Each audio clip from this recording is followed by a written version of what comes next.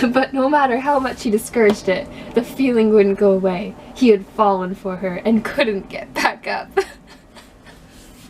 Hello, welcome to my channel. My name is Sydney, and if you haven't guessed from the title, today we are going to humiliate me. So I recently released a video talking about how I am writing a book, and I figured what a great time to display some of my writing. So like most writers, I actually started on fanfiction.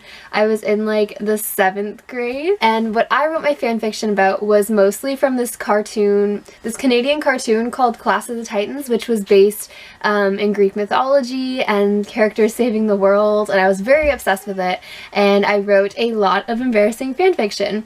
I think I still have 5 stories up, and we are going to be reading some of them, and I'm going to be cringing, and it's going to be great. Alright, so I have 5 stories on here. They're all complete except for one of them.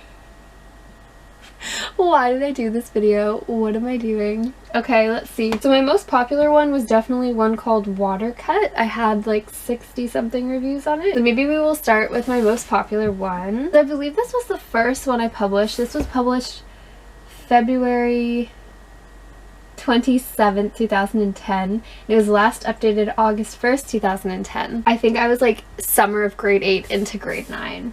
Oh my god.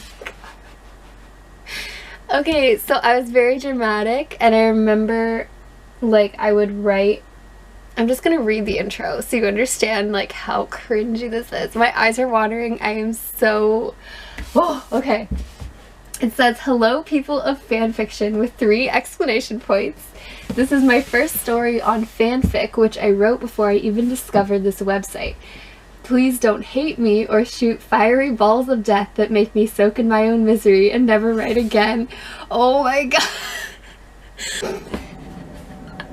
I'm finding so many cringy lines. I'm not going to read the whole story because it's probably boring, especially because most people don't know what Clash of the Titans is, because it was like a Canadian show, and it's like, whatever. Hera waved goodbye and told Odie that the chemicals were most likely fatal when mixed together. "Just be careful," she said with worriment in her eyes. Archie's face was green, and Harry felt a little bit of sickness get in his system. What does that even mean? Okay, and in the introduction to this chapter, I'm like, last chapter wasn't interesting, but this is chapter 2 of the story, and it's starting to get interesting. The walls were made of rock, which meant they were still in the cave. Oh yeah, and I just remembered when I was typing these on the laptop that I had, it was like a family laptop that was like really old, and the H key wouldn't work unless you pressed it like really hard. So there's like H's missing in almost every single like place there's supposed to be an H, and I used to get comments about it, like people saying like, work on your spelling, but like I couldn't because the H key didn't work, and it used to frustrate me so much. Let's go through. I don't think Cronus is the type to be hanging out in a white forest anyways. Black is more his style, she said. Neil rolled his eyes. You mean if he had style, he resented. Oh my god. And this is chapter 2, and I'm like, I will try my best to get chapter 3 out. Chapter 3? Teresa's gonna get hurt. Yay. I was so excited to write hurt comfort stuff. Like, it was my favorite to write and read. It was just like my thing. So I'm like so excited for her to get hurt. A glimpse of pure hate clouded her vision as she stared at this man who bore nothing but evil. So the general basis for the story was like, it was called Watercut because, as far as I remember, so Teresa, who was like the girl that I wanted to like be with the other person, like the couple was like Teresa and Jay, right? So there's this like Cronus, like the god of the underworld, like cuts her with his like scythe thing, and then she heals up and stuff, and then there's like one buffer chapter, and then the next chapter she falls, like they tell her to stay out of water, and then she falls in a lake and it reactivates the poison in the cut or something, and then she dies, and then the last chapter is Jay dreaming of her and her saying bye, and it was like this like mushy gushy, like, oh my god. Okay, we're going to a different story. Let's go to that Princess Bride Justin Bieber one. Okay, so I was one of those like people in school who was like, I'm a cool girl, I'm not like other girls, I don't like Justin Bieber. And like, to be honest, I didn't, but I didn't want people to hate on me for not liking Justin Bieber, so I like dedicated this story to my friend Amy, who's turning 14. She was a friend I met on here, and then like I had a little disclaimer thing. Okay, this is a story for my friend Amy. She turned 14 and loves The Princess Bride but hates Justin Bieber, so this is for her. I just want to make it clear that I personally have neutral feelings about Justin. I don't hate him, but I don't really listen to his music either. That's so not true. I really hated him, and I just didn't want people to not like me. So please, no flaming, because I don't care about the arguments and opinions about him. He is just a guy who got lucky in the music business. How long is this freaking disclaimer? Alright, I'm gonna read you this one just because it's really short and I can read it. Prince Humperdinck, and if this Wesley doesn't come for you, please consider marrying me as an alternative to suicide. Buttercup, no, although that's far more terrible than suicide, I need something worse. Prince Humperdinck, what did you have in mind, my dear? Buttercup, do you happen to have any Justin Bieber music? Prince Humperdinck, my dear, you shouldn't go this far. His shrill voice will pierce through the castle walls. Buttercup, then you had better hope my Wesley will come for me. Buttercup walks away. Prince Humperdinck runs out of the castle.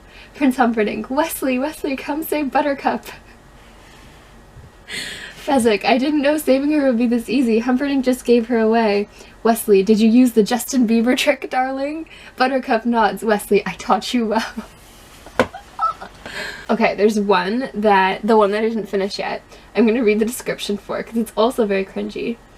Arrows appear in Teresa's back one day in the brownstone, and the cure? Well, desperate times call for desperate measures. Or were the measures so desperate after all? Rated T just in case of language. This one I got a lot of complaints about character development, and I totally see it now. Back then I was like, what? That totally makes sense. But now I'm like, this doesn't make any sense at all. So basically, I wanted Archie and Teresa, they have a love-hate relationship, and I wanted it to turn more into love, but it begins with them getting in a physical fight that almost like kills the both of them. And then they both stay home to cool down, and everyone else goes out to a movie.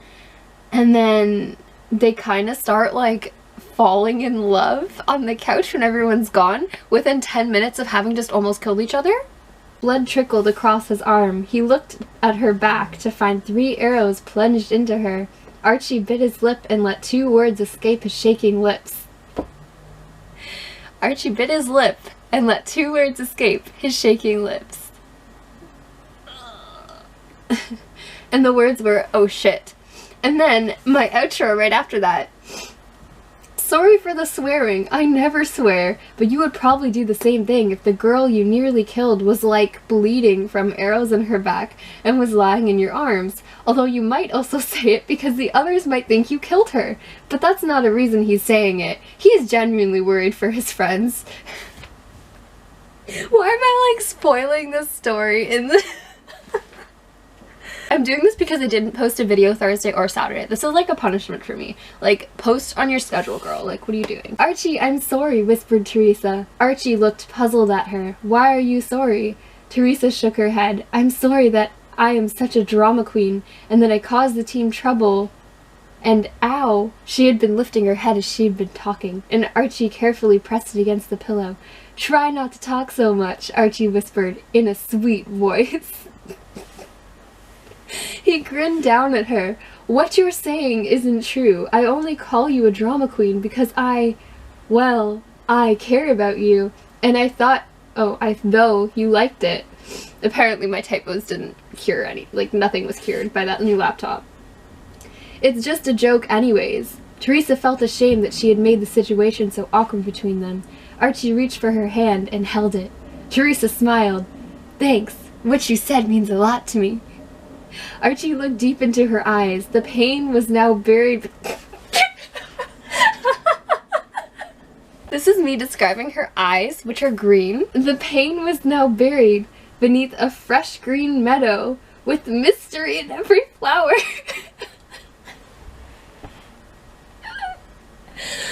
I'm dying. Wait, I need to stop. No, I will not think of her that way. I refuse to believe that I like her. She is a drama queen. But no matter how much he discouraged it, the feeling wouldn't go away. He had fallen for her and couldn't get back up. Okay, we're done here. So I have a lot more in terms of fanfiction. I have unpublished fanfiction that I know where it is. I have a lot of poetry from the 8th grade that is awful. So if you want to see more of these videos, let me know. I hope you laughed at it. I hope you had fun. Thank you so much for watching, and I'm so excited to see you in my next video. Bye!